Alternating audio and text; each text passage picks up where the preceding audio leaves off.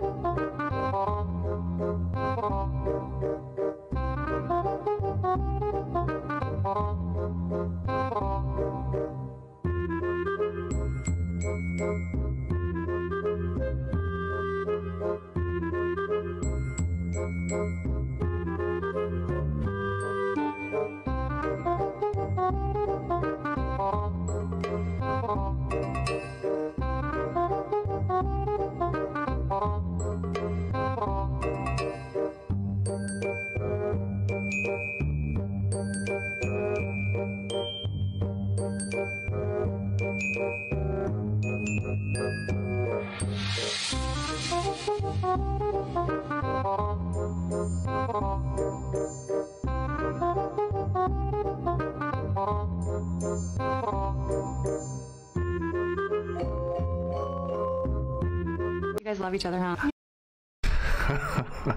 This one's failing incredibly here. I don't even know what this one's going to be up to, but that was quite the story. This woman has her first attempt at being in a relationship and then just completely messes things up. As if it takes 5 different people for you to realize and then completely screw up anything else that happens. It's really no surprise that people are leaving the modern dating sphere when we have women like that to deal with, and I'm just surprised that that one had so many relationships. But anyways, I'm gonna roll the intro. Let's get into the rest of this video. I'm sure it's gonna be crazy.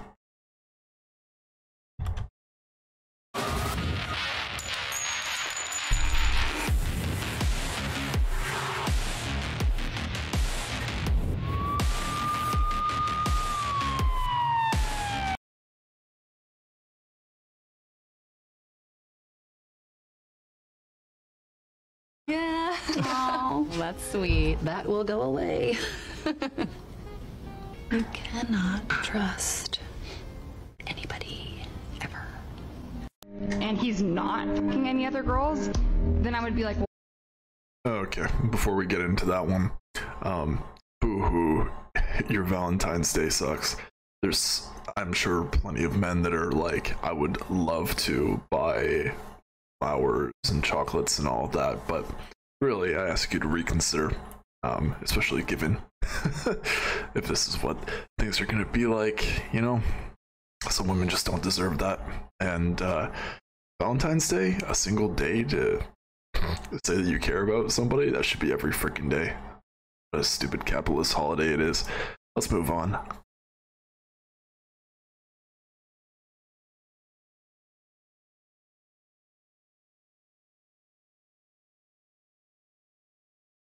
why isn't he? Correct me if I am wrong, but I feel like that is the greenest flag a person could possibly have. It is so green, a colorblind person could see it was green, okay? When someone has to keep jumping around from relationship to relationship, or like it just keep, you know, indulging in hookups and stuff like that, that tells me that that person can't be alone or doesn't want to be alone, and is like afraid to be alone.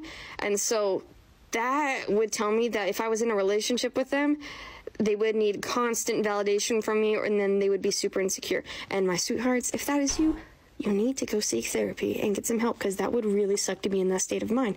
So when someone can be alone for a long period of time, that tells me like they have a lot of self-control and discipline, and they actually enjoy time by themselves. I don't know, that seems like a really good trait to me.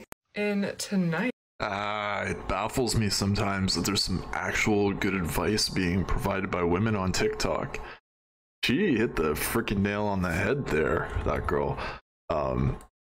Yeah, if they're just hopping from relationship to relationship to relationship, and they're not spending time on themselves, or aren't stopping to reflect in between relationships as to what went wrong, that's definitely a huge red flag.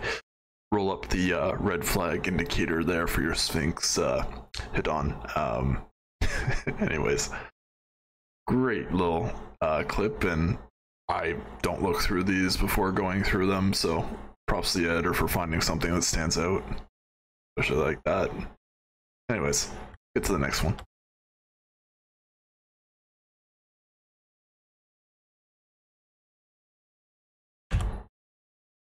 It's episode of Nightly Chats. We're discussing hookup culture, my experience with it. We're going to retouch my makeup a bit from today, glam it back up. Lots of y'all requested this. I wanted to structure this video properly, but I didn't prepare at all. I am going to start by prefacing a big catalyst into hookup culture was my trauma. And because I don't want my entire video to be trauma dumping, I'm going to mention it, set up the timeline, move on. In the spring semester of my senior year of high school, I went through a sexual assault. And the reason I call it a catalyst is because before that happened to me, I was someone who viewed sex, my body, relationships, love, being in love, being a girlfriend, being a mother, having children, all of those things all differently. Before this assault, all I had experienced was my first kiss 3 months prior. I went all of high school without a boyfriend or a girlfriend, but I didn't know I was gay at the time. I have been debating for like 5 minutes how detailed I should be about this.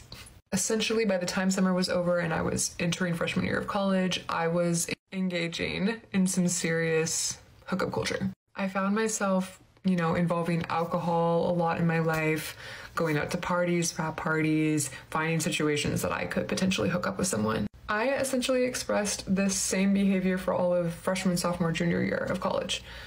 And I really want to emphasize that this is me and my experience, okay?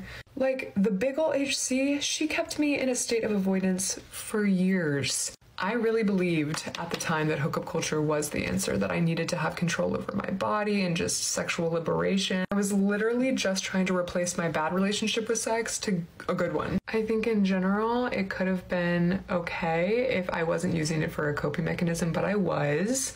I really was just putting myself through more unnecessary emotional grief. So to kind of start wrapping it up, I talked about this recently in a video, but I am a year celibate, and that is something that matters to me, after this type of history. And I'm just going to be honest, for something that is supposed to show me what pleasure was, and it was supposed to give me a new perspective on sex, hookup culture gave me very little pleasure.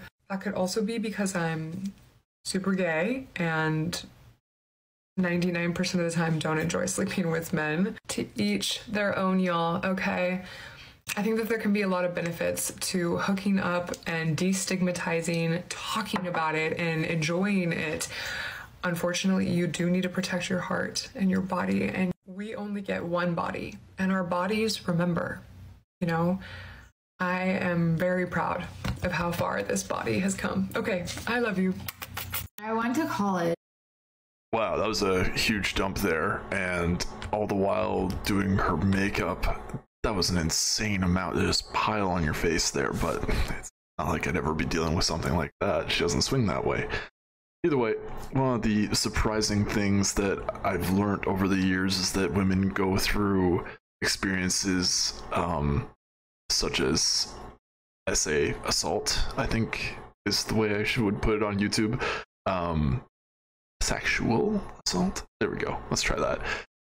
And then they're told by their psychiatrists that they should have fun with as many people as possible to overwrite the bad feelings that come with being in relationships and having bedroom fun time. Just one of the things that's absolutely mind-blowing to me, but it is true. I'm not I'm not here to lie to you. I think even Fresh and Fit have commented on that one, so definitely listen in there. But either way, I'm gonna wrap things up here, as that one was really long. We're gonna make this a part 2, just because there's a bunch in this one that I will go over. So I'll catch you in the next one. Thanks for watching. Always do your due diligence and be safe out there. Bye for now.